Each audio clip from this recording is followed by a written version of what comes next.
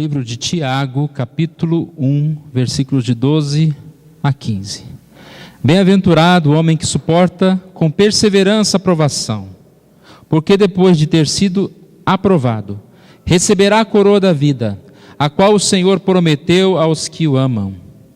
Ninguém, ao ser tentado, diga, sou tentado por Deus, porque Deus não pode ser tentado pelo mal, Ele mesmo a ninguém tenta. Ao contrário, cada um é tentado pela sua própria cobiça, quando esta o atrai e seduz. Então, a cobiça, depois de haver concebido, dá à luz o pecado, e o pecado, uma vez consumado, gera a morte. Senhor Deus, nós agradecemos a Ti por esse dia, e agora, ó Pai, em especial pela Tua palavra. Que essa palavra venha falar aos nossos corações. De forma prática, possamos entendê-lo, Deus. E lutarmos, ó Pai, para tudo que ouvimos, realmente praticarmos. É isso que nós te pedimos, ó Deus. Nos ajude. Em nome de Jesus. Amém. Nós temos falado esse tema, fuja do egocentrismo.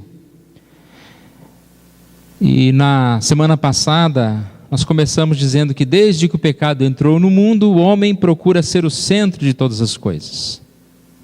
Então nós queremos e achamos muitas vezes que tudo gira em torno de nós mesmos.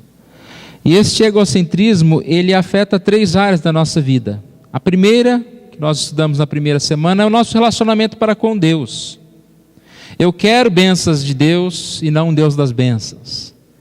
Isso é o que o egocentrismo faz conosco. Somos influenciados em pensar em Deus como alguém que vai nos servir. E às vezes esquecemos que nós é que somos servos de Deus. O egocentrismo também influencia o nosso relacionamento com o próximo. Quando o nosso relacionamento com o próximo, no lugar do amor, passa a ser o tirar vantagens. Me relaciono com as pessoas, eu posso sorrir para as pessoas, agradar as pessoas, porque eu sei que isso vai me fazer bem, as pessoas vão gostar de mim, e até vão fazer alguma coisa por mim, vão me servir. Isso é o que o egocentrismo afeta e faz com o nosso relacionamento para com o nosso próximo. E o terceiro lugar, que é a mensagem de hoje, o egocentrismo afeta o nosso relacionamento conosco mesmo. E eu creio que a fonte raiz, do egocentrismo, a ideia de colocar o eu no centro, é em relação a mim mesmo. Eu sou influenciado pelas minhas vontades, e não apenas a vontade, minhas vontades, aquelas vontades que são agradáveis a Deus, mas minhas vontades em relação ao pecado. E o egocentrismo em relação a mim mesmo, ele vem pelo ataque da tentação nas nossas vidas. E a tentação é exatamente isso: tentar mostrar que eu devo fazer algo para mim e não servir a Deus. Eu quero colocar um vídeo pequenininho de 1 minuto apenas, e esse vídeo, ele retrata isso que nós estamos falando aqui. Ele me disse, o fim está próximo, cuidado, o fim está próximo. Se o fim está próximo, entra aí, vamos aproveitar.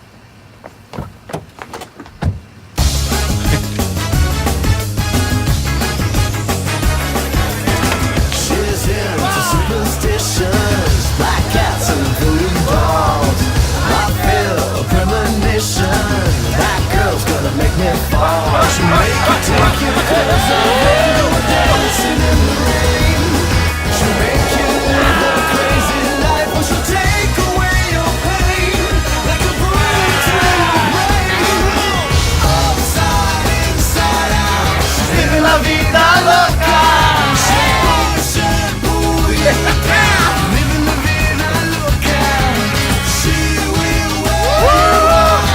Novo Renault Sandero. Viva o agora.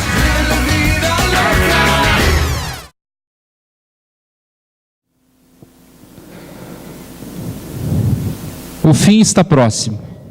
Diante dessa mensagem, nós podemos ter duas decisões. Quais são essas duas decisões? Ou eu vou lutar, vou servir a Deus nesse tempo que eu tenho, ou eu vou viver a vida louca. É interessante que as plaquinhas deles mudaram, vocês viram? Primeiro ele estava lá, né, o evangelista. O fim está próximo. E depois, com essa sugestão, né? Que tentação. Então entra aí, vamos aproveitar. O fim está próximo? Entra aí, vamos aproveitar.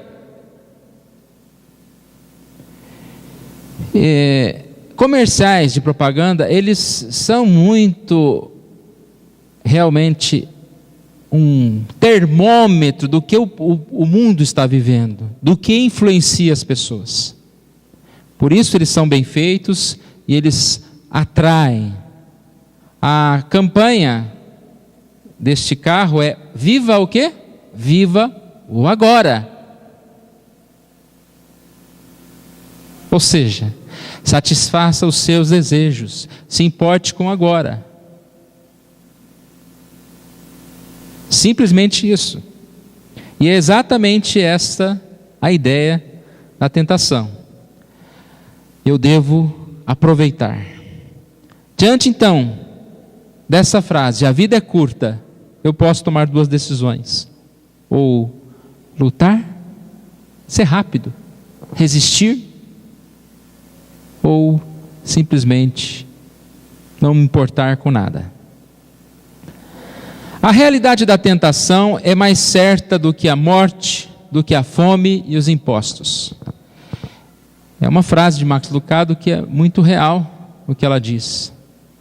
Às vezes a gente pensa que tentação é alguma coisa que acontece lá na vida de algumas pessoas menos comportadas, né? Mas a tentação, ela é certa na vida de todas as pessoas, de todos os seres. Independente do grau de santidade, de como essa pessoa viva, ela vai sim passar por tentações. A tentação, ela é sutil, descabida, violenta, inesperada. Ela é certa. Talvez pareça um mar calmo, um vento suave, mas de repente vem uma onda. Ventos e tempestades. Ela é sutil, descabida. Pense na tentação como algo que não vem de uma vez, não é?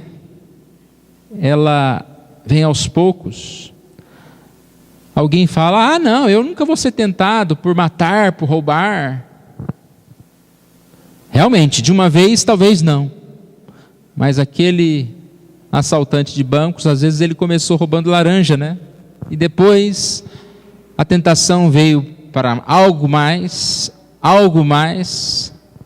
E tem uma comparação que eu achei muito interessante, uma sátira sobre a tentação, que diz que as tentações são como gatos de rua. Trate um deles bem, antes que você consiga piscar, ele estará de volta com uma dúzia de amigos. Então, tentação é como gatos de rua. Você espantando, ele volta ainda, né? Imagina se você chamar de meu neném e der leitinho para ele. Ele vai ficar e ele vai trazer mais amigos.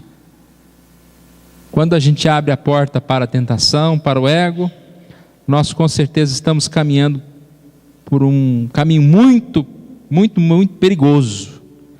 Ela então vem de forma sutil, descabida. De repente nós somos tentados a fazer algumas coisas. E aquilo é tão incoerente, mas quando você menos espera, você está praticando. É algo muito sério. É descabido por quê? Pensa em Adão e Eva. Desta árvore não comereis. Tinha tudo quanto é árvore lá, não tinha? Muitas e muitas. Aquela árvore que foi proibida, ela era melhor do que as outras? Não era. Acredito que não era. às vezes tinham um fruto até não tão saboroso como as outras.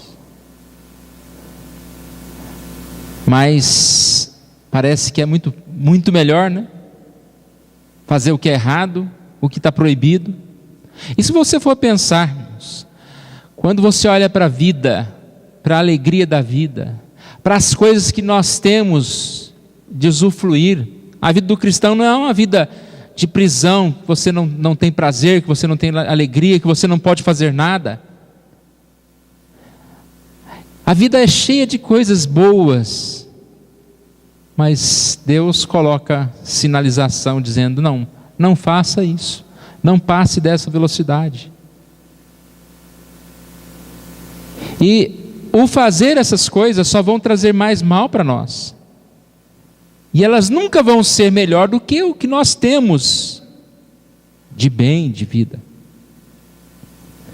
Mas ela é sutil e descabida por isso, né? Ela nos convence de que aquilo é melhor, e assim nós vamos à tentação. Essa ideia de algo que vai aumentando, irmãos, isso é muito sério. Você começa a dar um passo, e de repente você dá mais um passo, e de repente você está dando um passo maior ainda, e não tem mais temor de nada. Você já viu, quando você pega um carro para dirigir, qual a velocidade maior que você atingiu no seu carro? Não conte, por favor. Mas você vai pela primeira vez, chega no 100, você fala: olha, 100, né? Aí sempre você não vai chegar no 170. Não, você vai em qual? 110, 120. Você vai arriscando um pouco mais, e você fala: olha, não aconteceu nada. Aí vai arriscando um pouco mais, olha, não aconteceu nada, bum, né? Acabou, não aconteceu nada. Eu estou dando um exemplo, e cada um pode estar pensando na sua própria vida, em qualquer situação que nós vivemos, isso ocorre. Tem uma ilustração que eu acho também muito interessante, de um menininho, acho que já talvez até contei aqui. Ele fugiu de casa, e alguém viu aquele menininho tão novo, né? De poucos anos de idade, 6, 8 anos de idade, com a sua bicicletinha andando em volta do quarteirão. E alguém perguntou para ele: o que você está fazendo? Eu fugi de casa. Mas você fugiu de casa, por que você não atravessou a rua, não foi para o outro lado? Porque minha mãe não me deixa atravessar a rua com a bicicleta, que ele só podia andar em volta. Ou seja, ele transgrediu, mas ele ainda tem um limite. Você repara que a gente vive às vezes assim? Você quebra uma barreira, eu vou me rebelar. Mas você fica num termo, daqui eu me seguro ainda. Mas você já está numa zona de risco, porque você saiu do seu lar. Você está na beirada da calçada. Dali para você cair no meio da rua, é mais um passo. E aí nós vamos ouvindo a tentação, vem essa pessoa e fala: por que você não atravessa? Aí você fala: mas minha mãe não deixa. Mas você não fugiu de casa? Atravessa logo, menino. Aí você fala: é mesmo, para que eu vou respeitar minha mãe? E aí você foi deixando. Sutil, não? Algo complicado mesmo. A tentação, como diz Tiago, ela é específica. Primeiro ele diz que ninguém é tentado por Deus. Até quando Jesus é tentado, o que diz lá o texto? Que o anjo o levou, e ele foi tentado, mas pelo diabo. Ele foi guiado por um anjo. Deus até permite que a gente passe por tentações, mas não é Deus que tenta por mal. Ninguém pode falar: eu estou passando por isso, Deus que está colocando essa coisa na minha vida, de forma alguma. E a parte interessante aqui é que cada um é tentado conforme a sua própria cobiça. A tentação, ela bate a porta de cada um de nós em coisas específicas, e ela tenta dominar nossos pensamentos, as nossas intenções, a nossa decisão. Nós somos atraídos e nos deixamos enganar pelos nossos próprios maus desejos. E aí, nesse estágio que eu falei, às vezes começa de pouco e vai crescendo. O que nós precisamos fazer então, irmãos? Parece até fácil, né? Você sabe aonde o inimigo vai atacar, então ali você tem que colocar os guardas. É aqui que você tem que vigiar. É aqui que você tem que buscar mais a Deus. E lutar contra o desejo ruim. E tratar espiritualmente com a confissão. E fazendo aquela oração, né, que tem na Bíblia lá de um pai que fez diante de Jesus. Ele disse: eu tenho fé, mas ajuda-me, Senhor, na minha falta de fé. Ou seja, eu creio, mas ajuda-me na falta de fé. Eu sei que tu podes controlar, que tu podes dominar, mas eu preciso da tua ajuda.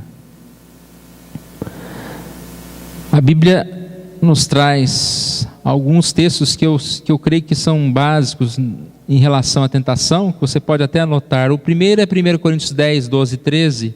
Aquele, pois, que pensa estar em pé, veja que não caia.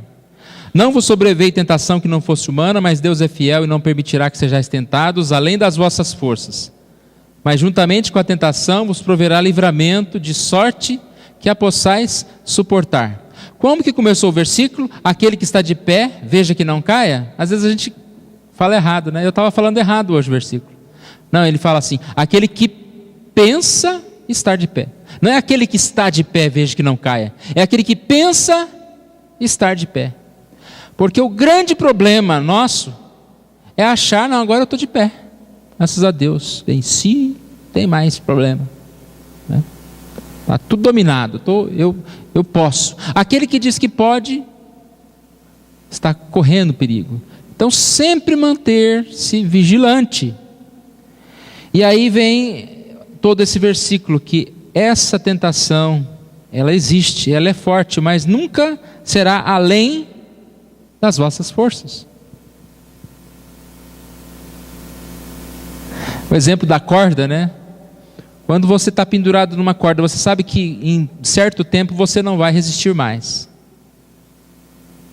Mas às vezes você abre a mão antes. Vou cair mesmo, não é? E aqui diz: não será além das vossas forças.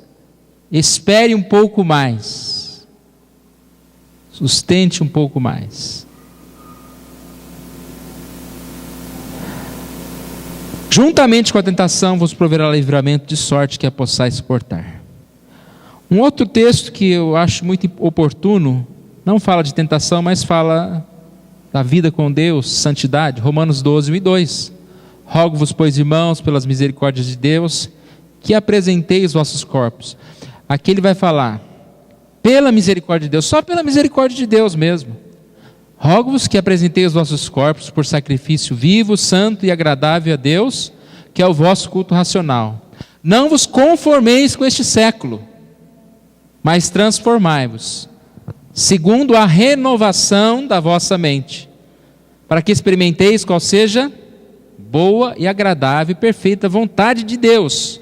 Então eu não devo me conformar com o século, com as tentações, com a minha vontade, mas experimentar a boa, agradável e perfeita vontade de Deus.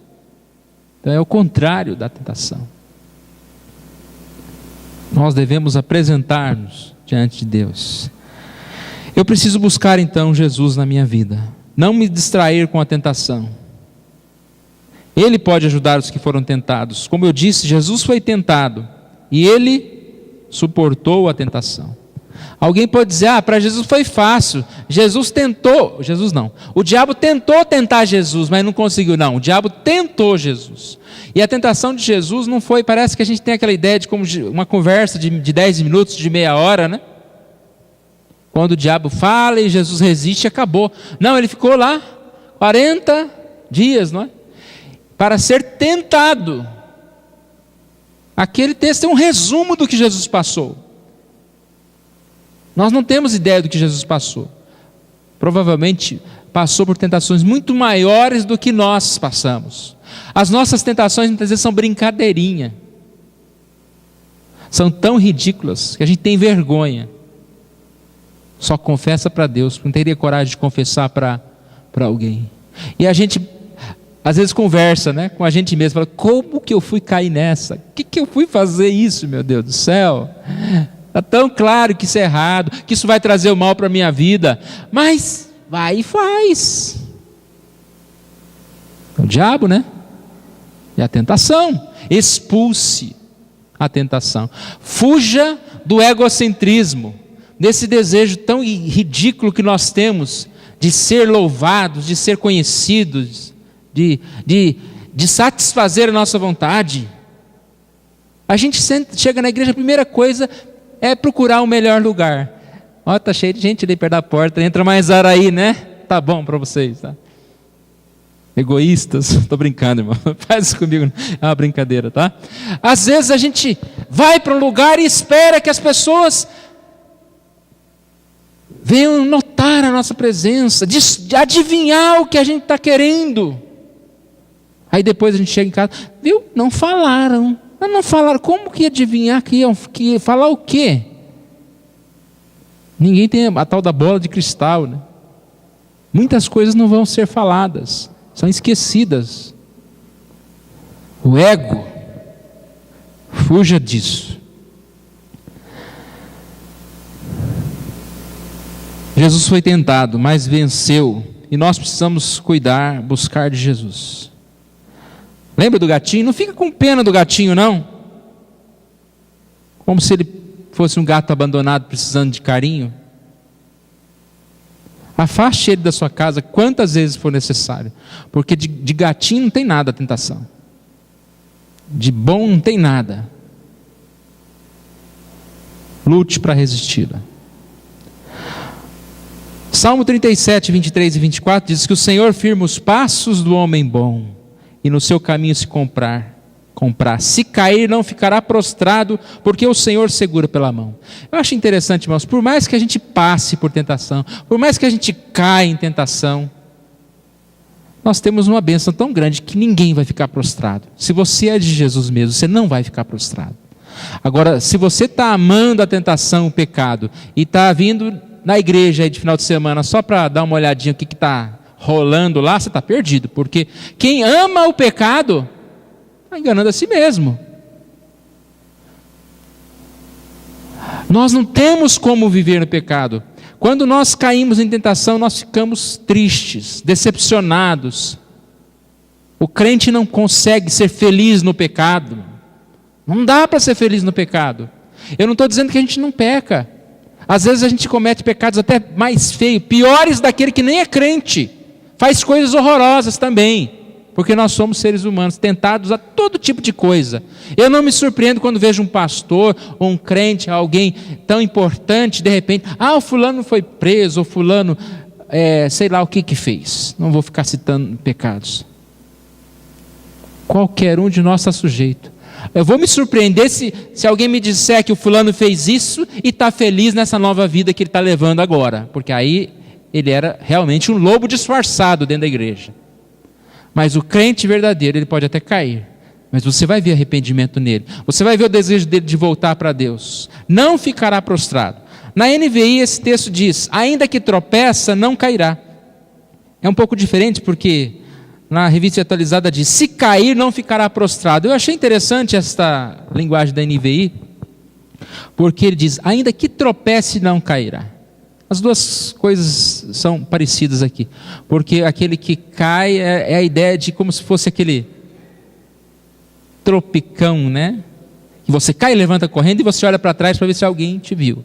Alguém viu. Sexta-feira, depois que terminou o coral, eu não caí não, viu gente?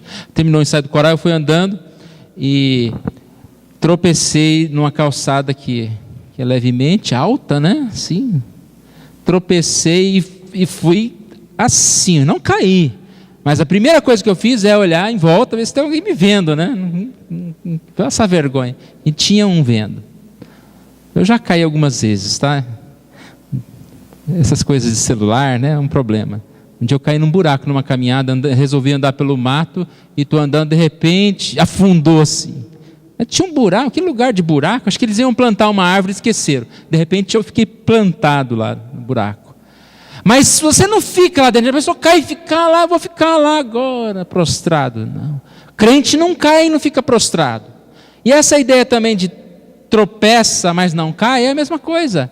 Você está na sua vida, de repente vem a tentação, vem alguns problemas, vem uma coisa, você dá umas tropeçadas assim, mas você respira, olha para o lado e levanta a cabeça. E olha para ver se não tem ninguém vendo, então vai falar mal de você, horrores.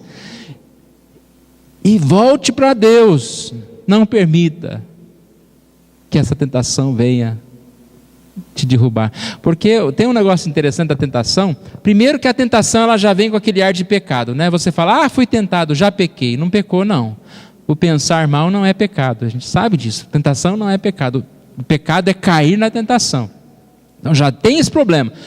Você é tentado, você fala, não poderia estar pensando nisso, mas já que eu pensei, né, vamos agir. E outra questão é exatamente essa. Já que eu caí, né, estou saindo. Aí vai lambuzando lá no meio, né? Ei, pera, a saída é por aqui. Já estou indo, né? Aí dá umas voltas lá, fica rodando lá na piscina de mel lá. Aí depois sair, não. Sai logo. Errado. Caiu? Não fica prostrado, não. Levante, vai embora. Deixe o pecado. Se tropeçar, não cairá. O Senhor toma pela mão. E aí vem a parte que nós estamos falando. O Senhor toma pela mão. O Senhor é quem dá forças. Não permitirá que sejamos tentados além das nossas forças, porque é a força que Ele mesmo dá.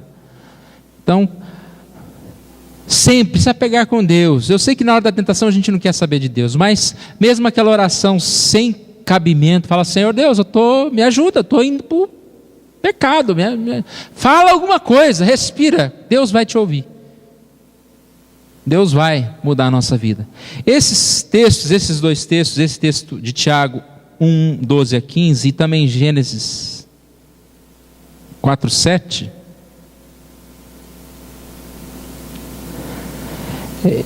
Gênesis 4, 7 é: se procederes bem, não é certo que serás aceito. Se todavia procederes maus, eis que o pecado jaz à porta e o seu desejo será contra ti, mas cumpre dominá-lo. Eu citei, mas não tinha lido ainda. Esses dois textos, irmãos, ele traz uma realidade para a nossa conclusão aqui. Primeiro, bem-aventurado aquele que suporta. Por quê? Porque depois da aprovação, depois de ter sido aprovado, ele receberá a coroa da vida. Essa é uma realidade. Você foi tentado, todos somos tentados, e suportamos a tentação e seremos aprovados. Qual é a outra realidade? A cobiça, aquele que é tentado e não resiste, depois de haver concebido da luz o pecado, e o pecado uma vez gera a morte. Só temos duas realidades: ou resistimos à tentação, somos bem-aventurados, estamos com Deus, ou caímos e permanecemos e gostamos da tentação e vivemos no egocentrismo e estamos perdidos, fadados ao pecado, ao inferno e à morte. É a mesma coisa de Gênesis 4, 7. Se procederes bem, serás aceito. Procederes mal, o pecado jaz à porta. Seu desejo será contra ti, mas cumpre dominá-lo.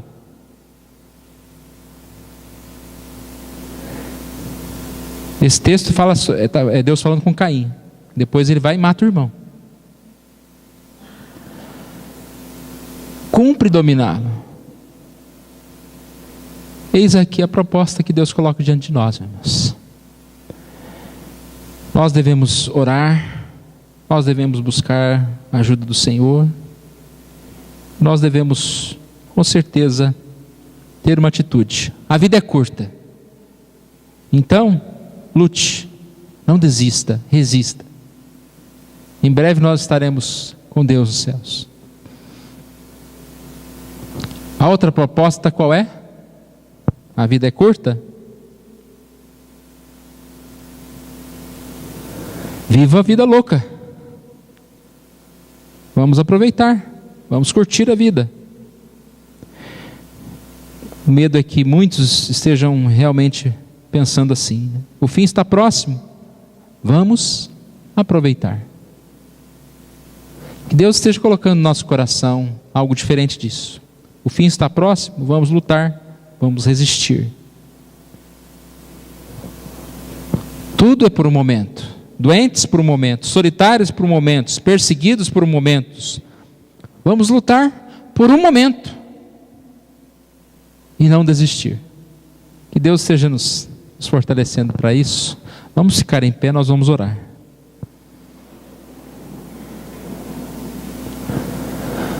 Pai querido, nós agradecemos a Ti, Deus, porque nós somos pessoas que conheceram o Senhor. Pai, te peço que se alguém aqui não conhece o Senhor, que a Tua palavra venha tocar no coração e venha fazer com que esse livramento que nós falamos aqui possa estar sobre todos nós. Que a conversão do Senhor esteja sobre todos nós.